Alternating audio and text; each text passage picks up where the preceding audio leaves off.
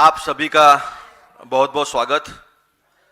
आज एक बहुत महत्वपूर्ण विषय पर आपसे चर्चा करने के लिए मैं यहां उपस्थित हूं।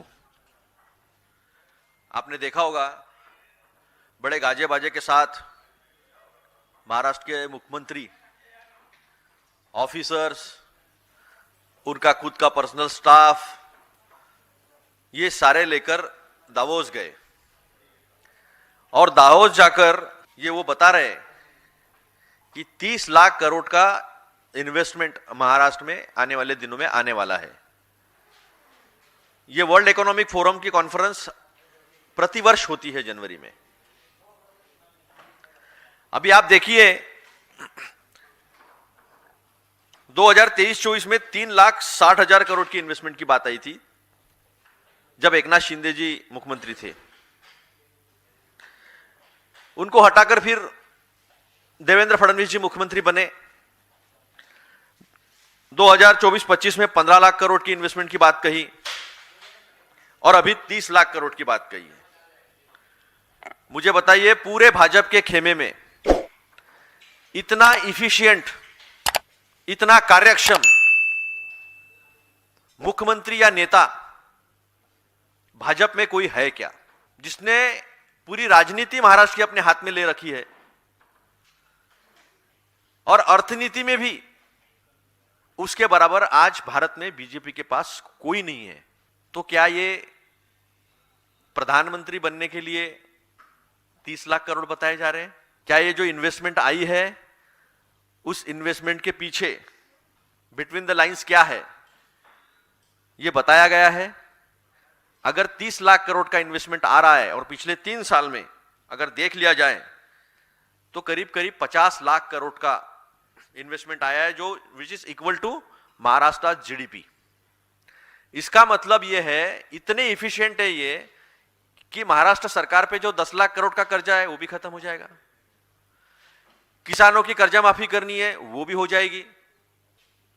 और हमारी जो लाड़की बहना है, आप क्या लाडली कहते हैं, मराठी में लाड़की बहन कहते हैं, तो लाडली बहना जो है उसको भी 2100 रुपए दे देंगे ये। तो बताओ ना, योगी जी है इतने एफिशिएंट, मोदी जी है इतनी एफिशिएंट, और बाकी के मुख्यमंत्री के नाम तो जो राजनीति में है एक्टिव उनको भी पता नहीं क्या नाम है। तो हमारे देवेंद्र कितने इफेक्टिव है, जो उन्होंने बताया है उस पर से आप समझ सकते हो। लेकिन कुछ सवाल कांग्रेस के हैं इसमें। अभी तक जो आपने एमओयूज किए हैं, एमओयूज है ये, मेमोरेंडम ऑफ अंडरस्टैंडिंग एक कागज का होता है, ऑफर लेटर होती है, तो कितने एमओयूज जो है वो कन्वर्ट होकर प्रोडक्शन शुरू हुआ है? आपने जितने रोजगार निर्माण की बात कही थी, कितने रोजगार निर्माण हुए हैं और कितने लोगों को आपने लैंड पार्सल दिया है? हमारा चौथा और अहम सवाल है जो मैं आपके माध्यम से उन्हें पूछना चाहूंगा कि कितनी कंपनीज जिनके साथ आपने एमओयू किया है लिस्टेड है, रजिस्टर्ड है? मेरी जानकारी यह है 70 से 80% इसमें की कंपनीज जो है वो लिस्टेड नहीं है। कुछ उदाहरण देना चाहूंगा मैं। एक नमन बिल्डर है, उन्होंने $15 बिलियन यानी 1500 करोड़ का एमओयू किया है। उनका नाम है हर्ष शाह। कैपेसिटी नहीं है उनकी, कैसे इंप्लीमेंट होगा? सौरभ बोरा है, उनका वर्थ है 4,500 करोड़ और उन्होंने एमओयू किया है 45,000 करोड़ का। भूलना मत, 45,000 करोड़ का किया है। अभी हमारे एक महाराष्ट्र के एक नासा से आए थे, काफी उनका नाम हुआ था। महाराष्ट्र के मेरे जो पत्रकार बंधु है वो जरूर उनको जानते होंगे। दराडे, बाड़ा साहेब दराडे नाम है उनका। वो मिल जाएंगे आपको मंत्रालय के इर्द गिर्द महाराष्ट्र के।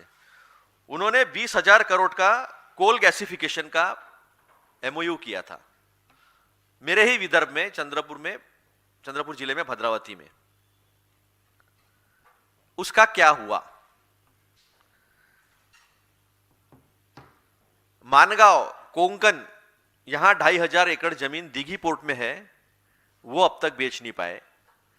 मेरे विदर्भ में 1,000 एकड़ का टेक्सटाइल पार्क जो फ्लैगशिप प्रोजेक्ट है देवेंद्र फडणवीस जी का, वो 3 साल में कुछ नहीं कर पाए हैं।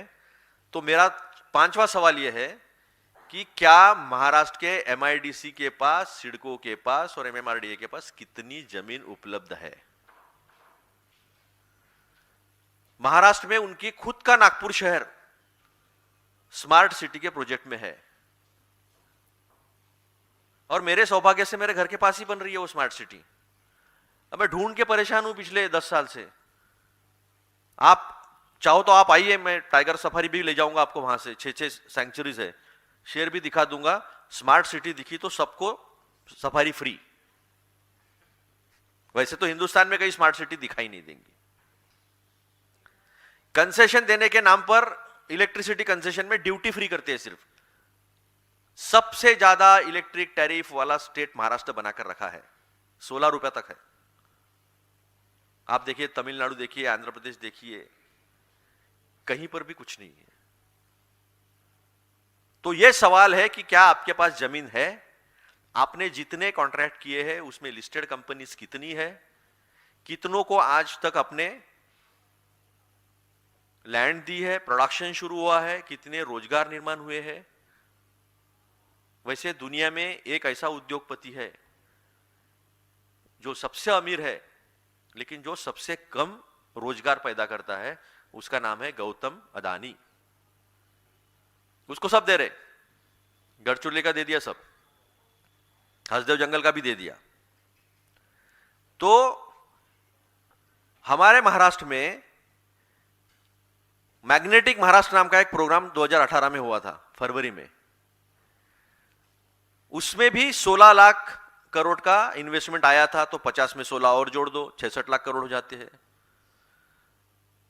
8 लाख रोजगार निर्माण होने वाला था। अकेले पूना में 32 लाख किसानों के बच्चे public service commission, Maharashtra public service commission और वो बाकी एग्जाम्स जो है उसकी तैयारी कर रहे हैं। हर साल कोई ना कोई मोर्चा वो लोग करते हैं, रोजगार क्यों पैदा नहीं हो पाया है? तो ये झूठ क्यों? हमारे दावोस में जाने के खिलाफ नहीं है हम। उद्योग लाना चाहिए, बिल्कुल लाना चाहिए, लेकिन ये झूठ फरेब क्यों परोसा जाता है और ये झूठ क्यों बोला जाता है? और 2 साल में 3 लाख करोड़ से आप 30 लाख करोड़ तक पहुंच गए, तो वो दिखता क्यों नहीं है जमीन पर? मैग्नेटिक महाराष्ट्र का क्या हुआ? उसमें जो प्रोजेक्ट आए हैं उनको लैंड पार्सल मिला क्या? उन्होंने प्रोडक्शन शुरू किया क्या? तो इसका सवाल जो है वो कुछ भी नहीं है। मेरे पास ऐसे बहुत उदाहरण है। मेरे पास ये चार्ट है, इस चार्ट में आप देखोगे तो अभी तक जमीन नहीं मिली है। एक एक पन्ना दिखाता हूं मैं आपको, मराठी में लिखा हुआ है, आप ट्रांसलेट कर सकते हो। प्रलंबित यानी अब तक मिली नहीं, अब तक मिली नहीं, मिलेगी, जमीन मिलेगी, जमीन मिलेगी।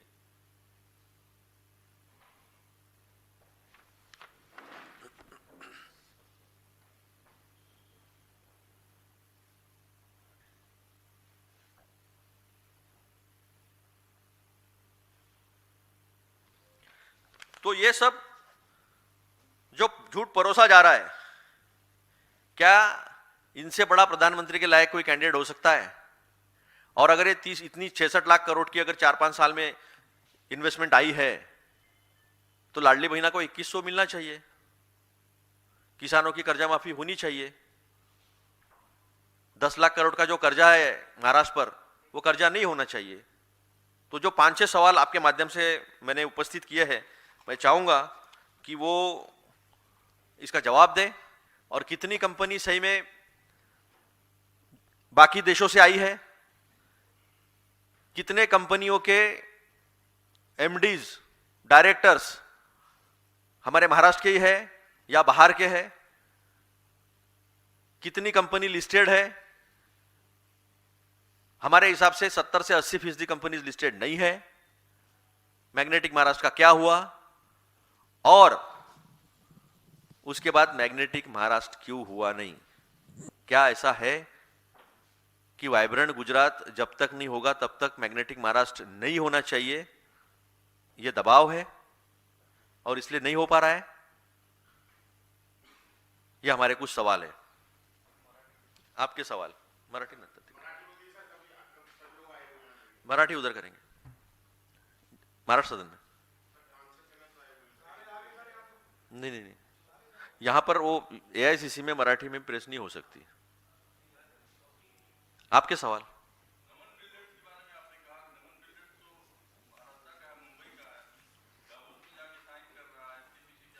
नहीं ठीक है, वो डावोस में जाके साइन करे, न्यूयॉर्क में जाके साइन करे, हमें इन्वेस्टमेंट दिखाओ। क्या उन्होंने 1500 करोड़ का आपके साथ एमओयू किया है? क्या उनकी आर्थिक स्थिति वो है? क्या वो रजिस्टर्ड है? हमें ये बताएं। एक सुयश अग्रवाल जी है, उन्होंने 100 करोड़ की उनकी कैपेसिटी है और 4000 करोड़ का उन्होंने एमओयू किया है, कंपनी रजिस्टर्ड नहीं है। देवेंद्र फडणवीस जी का कहना यह है कि जो इंटरव्यू उन्होंने एक चैनल को दिया उसमें उन्होंने कहा है कि 60% एफडीआई बाहर से आता, इसलिए हमें डावोस में आके एग्रीमेंट करना पड़ता है। वैसे तो हर हफ्ते कैबिनेट मीटिंग में लोढ़ा जी, मंगल प्रभात जी बाजू में ही बैठते हैं, तो वो वहां जाकर करे नहीं करे, फायदा हो देश को, महाराष्ट्र को फायदा हो, महाराष्ट्र इकोनॉमिक इंजन है देश का, लेकिन ये फरेब क्यों? ये सवालों के जवाब दें। सर, इस सब्जेक्ट से अलग मेरा सवाल है। कल मनरेगा कार्यक्रम में राहुल गांधी की तस्वीर आई थी। शिवराज सिंह चौहान का एक ट्वीट है, उन्होंने कहा है कि जिस वक्त मनरेगा बिल संसद में पारित हो रहा था, पूरा देश देख रहा था और राहुल गांधी जो है विदेश के दौरे पे भ्रमण कर रहे थे, और यही कारण है कि राहुल गांधी और कांग्रेस पार्टी का पतन हो रहा है कि उनको चीजें पता नहीं होती और इस तरह का ढोंग जो है वो कांग्रेस पार्टी करती है। उन्होंने ट्वीट करके मैं आज केवल और केवल दावोस में जो खिलवाड़ हुआ है, जो झूठ फरेब परोसा गया है, उसकी ही बात करूंगा। इसके बारे में बाद में बात करेंगे। शिवराज सिंह का सच्चाई जो है वो कैग ने रख दी है सामने। मेरा सवाल ये आपसे कि जैसा आपने कहा कि महाराष्ट्र में बिजली सबसे ज्यादा महंगी है, 16 रुपए का शायद आपने जिक्र किया। 12 से 16 रुपए। 12 से 16 रुपए वो कंजम्पशन के हिसाब से होता है। कंजम्पशन नहीं तो, लेकिन ये बिजली दर जो है वो आपने डोमेस्टिक की बताई है या कॉमर्शियल बताई है? क्यों अगर इतनी महंगी बिजली है, जब मैं इंडस्ट्री की बात करूं तो वो कमर्शियल और इंडस्ट्रियल होता है। कॉमर्शियल इंडस्ट्रियल है। इसमें दो टाइप का होता है, कमर्शियल इंडस्ट्रियल होता है, एग्रीकल्चर होता है, और एक होता है डोमेस्टिक। मैं यहाँ समझना चाहता हूँ, आपके माध्यम से समझना चाहता हूँ कि बिजली जो है हर व्यक्ति की नेसेसिटी है, और ये हमको और आपको सबको पता है कि पूरे देश को कि अडानी की बिजली बांग्लादेश में भी जा रही है।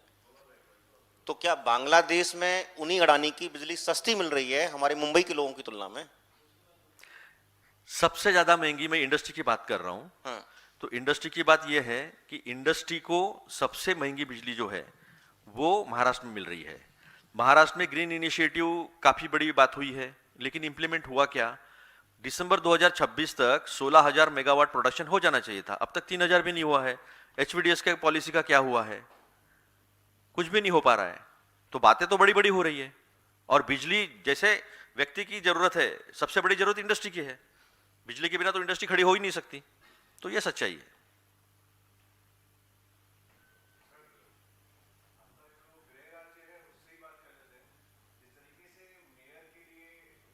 मैं माफी चाहूंगा भाई साहब, ये जो है सवाल, ये मैं दावोस के बाहर नहीं जाना चाहता हूं, क्योंकि ये देश में जो बेरोजगारी बेतहाशा बढ़ी है और जो इंडस्ट्री के नाम पे आज पूरे भारतवर्ष में एक साल में केवल 8,000 करोड़ का इन्वेस्टमेंट आया है, और मेरे महाराष्ट्र में 30 लाख करोड़ के एमओयू की बात हो रही है। 4-5 साल में 66 लाख करोड़ की इन्वेस्टमेंट की बात हुई है।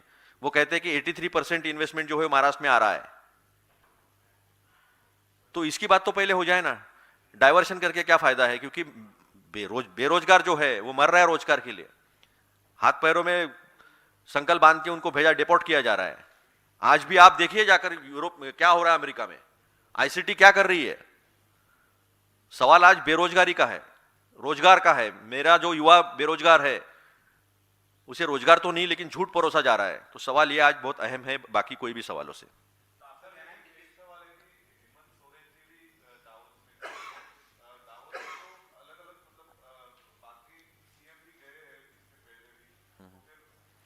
देखो, लाइफ साइंसेस की पॉलिसी जाके तेलंगाना गवर्नमेंट वहां डिक्लेयर करती है।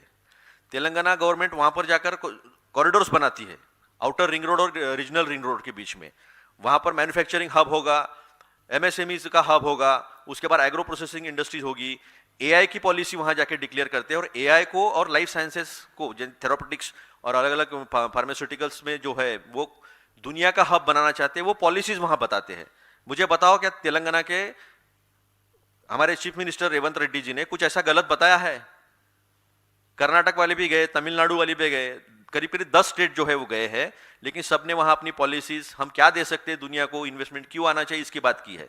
लेकिन ये जो इन्वेस्टमेंट की बात हुई है, ये फरेब है ना। कोल गैसिफिकेशन का प्लांट क्यों नहीं लगा अब तक? कौन सा प्लांट लगा है? मेरे यहां किसानों की जमीन 1.25 करोड़ 1.5 करोड़ एकड़ की जमीन 25,000 में इनको दी है रामदेव बाबा जी को, अब तक वो प्लांट शुरू नहीं हुआ है। फैक्ट है, नागपुर के मिहान में। तो आपके पास लैंड कितनी है, आपने लैंड कितनी दी है, कितना प्रोडक्शन शुरू हुआ है, सवाल यह है। आप देखिए तेलंगाना ने वहां पर जाकर क्या बात किया है। पॉलिसी रखी है उन्होंने रखा है कि ये हमारे जोन्स होंगे, हम ये देंगे। छोटी इकोनॉमी है महाराष्ट्र के सामने, उनका जीडीपी 3.5 लाख करोड़ का है, हमारा जीडीपी 50 लाख करोड़ का है, लेकिन उन्होंने पॉलिसी दी है। हमारे पुणे से उद्योग जा रहे हैं बाहर वापस, ये तो खुद डिप्टी सीएम अजित पवार ने कहा वाटोळ झालं, सब खत्म हो रहा है। तो ये सवाल है। अभी किसी भी फिगर पर भरोसा करना यानी अपने आप को धोखा देना है। आईएमएफ ने खुद कहा कि ये सी ग्रेड में है, यानी आप फ्रॉड अकाउंटिंग करते हो। आपका रियल जीडीपी और नॉमिनल जीडीपी में कितना अंतर है? 7.4 और 10.5 to 11%, लेकिन आपका इन्फ्लेशन कितना है? 0.74%। ये भी मैच नहीं होता है। आपका कोर सेक्टर केवल 3.7% से ग्रो कर रहा है, आपके यहाँ प्राइवेट इन्वेस्टमेंट नहीं आ रही है, लेकिन इकोनॉमी 7.4% से ग्रो कर रही है। कैसे भरोसा करोगे? तो आप मुझे जो पूछ रहे हो, वो जमाना गया कि आंकड़े मिलते थे, चर्चा होती थी, मीडिया दिन भर। अगर 91 रुपये हुआ है, 58 रुपये में अगर हम आईसीयू में थे, तो 91 रुपये में तो घाट पे पहुंच गए हम। तो हम तब चर्चा करेंगे जब एक आध बैंक डूब जाएगी। तो सवाल इकोनॉमी को लेकर बहुत गंभीर है, सवाल रोजगार पैदा करने पर बहुत गंभीर है, और आप चिढ़ा रहे हो युवाओं को, बेरोजगार युवाओं को। इतना कुछ हो रहा है और सामने कुछ दिख नहीं रहा होते हुए। गवर्नमेंट जॉब्स नहीं निकल रहे, बेतहाशा फ्रॉड हो रहे, और रोजगार कुछ नहीं आ रहा है, और दवोस में जाके आप 30 लाख करोड़ की धौस दे रहे हो। तो इनसे एफिशिएंट कोई प्राइम है क्या? प्राइम मिनिस्टर लग के लायक कैंडिडेट देवेंद्र फडणवीस से देखिए आप।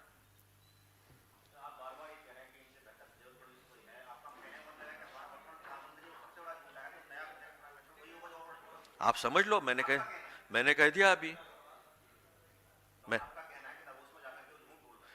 देखिए, इस देश में एक मुख्यमंत्री है योगी जी, उन्होंने कहा मणिकर्णिका घाट में एआई का झूठ बता रहे। कल हमारे महाराष्ट्र के लोग पहुंच गए, धनगर समाज के, वहां नाव से पहुंच गए और दिखा दिया, उन्होंने लाइव कर दिया। Thank you. He was in Kerala today and he has attacked the Congress party, saying that it should be named as MMC, which is Muslim League Maoist Party. What's your response to that? See, I will stick to Davos only. I will stick to investment thing only.